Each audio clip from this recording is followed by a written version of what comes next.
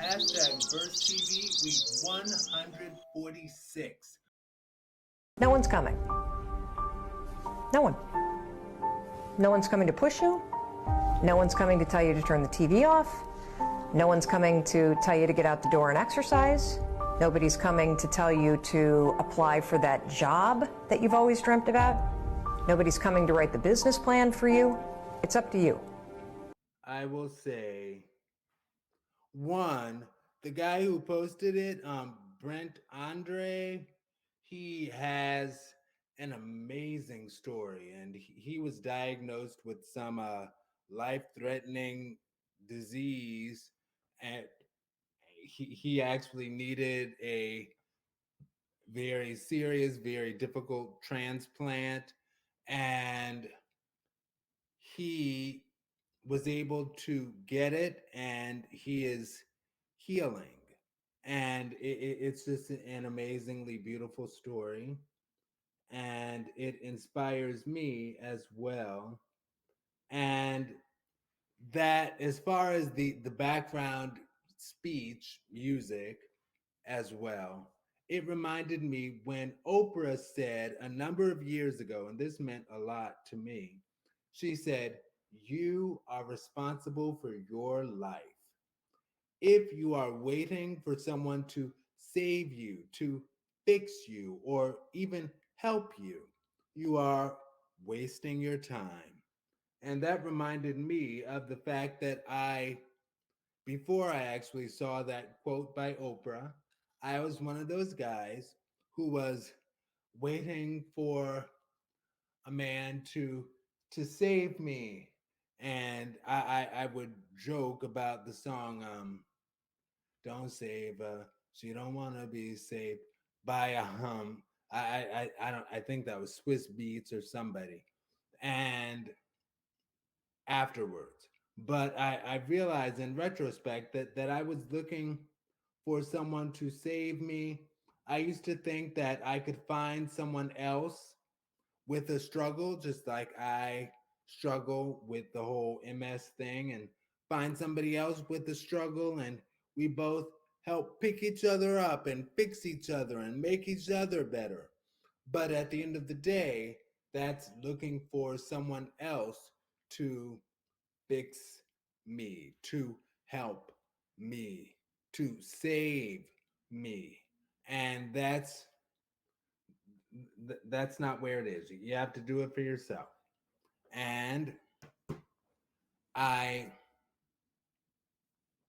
that kind of goes back to that old what we talked about a couple of weeks ago on the fact that I had to learn that two broken people can't fix each other and make things better.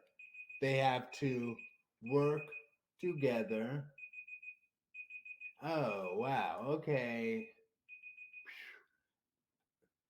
Yep. Okay. ChrisSEE Marie. Well, um, you definitely have to show up for yourself first because it is true. No one is coming. you gotta you gotta show up for yourself. No one's gonna tell you, hey, plant your feet on the floor after the alarm goes off. Get up and get your day started. Make all the stuff she was talking about. No one's gonna create a business plan for you, or nobody's going to encourage you to not procrastinate when you are. Um, if you're like fighting any type of um, like people who have any type of faith-based type conscious is if you're dealing with some type of stronghold, in other words, or addiction, no one's going to nudge you in the right direction. People might who love you might say something, but You have to show up and do the work. You have to show up for yourself and do the work. You know, same thing with fitness goals and everything. And that's definitely an encouraging story um, for somebody to make a comeback after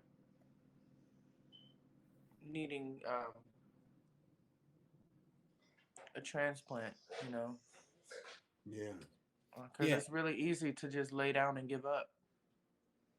So easy. And you know what? I don't know if it's easy because I think even that's difficult to live with, but it requires.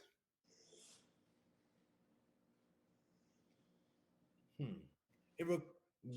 I'll be quiet and let you finish. Well, it does require some type of more than just faith. You know, you have to get up and do something. You can't just, sit around and have a pity party. You know, I know I've struggled with depression for most of my life. So there's some days, and we were talking about this the last time um, we talked to each other, that some days I wake up and I'm just sad. I don't want to get out of bed. I don't want to. I don't understand why I'm feeling the way I'm feeling. And but the only thing that really like will push me out of that and to keep me from laying in the bed all day is looking around at, what do I have to be sad for? I'm looking around at my environment. You know, I have everything I need, and everything that belongs to me is mine. So um, I don't know. As a single person though, as a single woman, that can be a little bit uh, of something that I could focus on as far as like if I wanted to just pay attention to lack of any kind. But really, I'm okay. I'm okay without anything that I don't need, so to speak. All right now. You know. Right But on. I like how I like how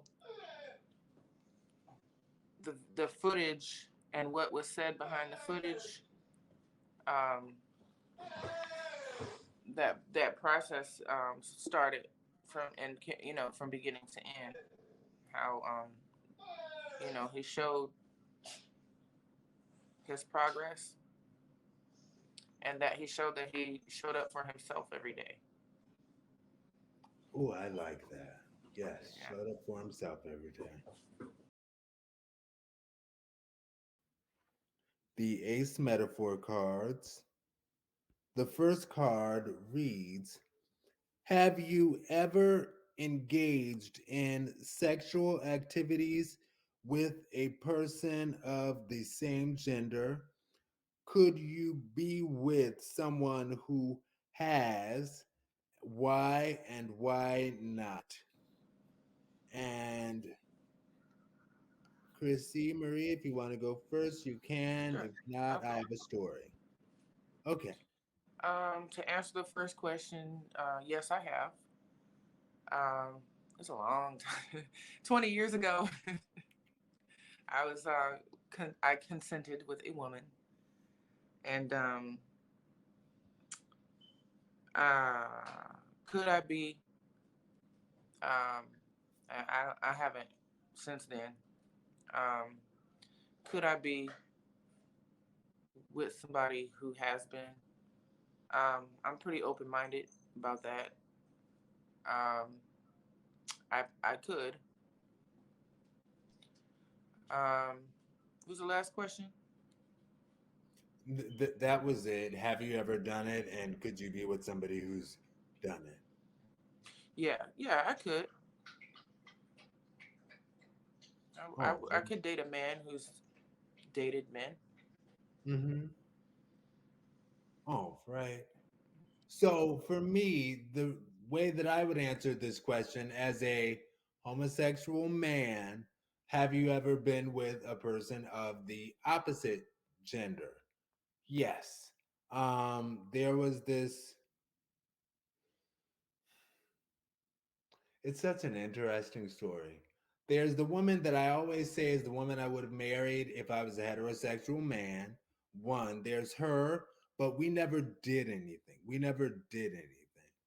Now, the other woman is a woman who I was like, you know what? I can do the bisexual thing because I had a lot going on in my mind as far as church at that time. And it was like, a man needs to be with a woman. The woman is to help me for a man. And I'm like, okay, well, maybe I can do the bisexual thing. And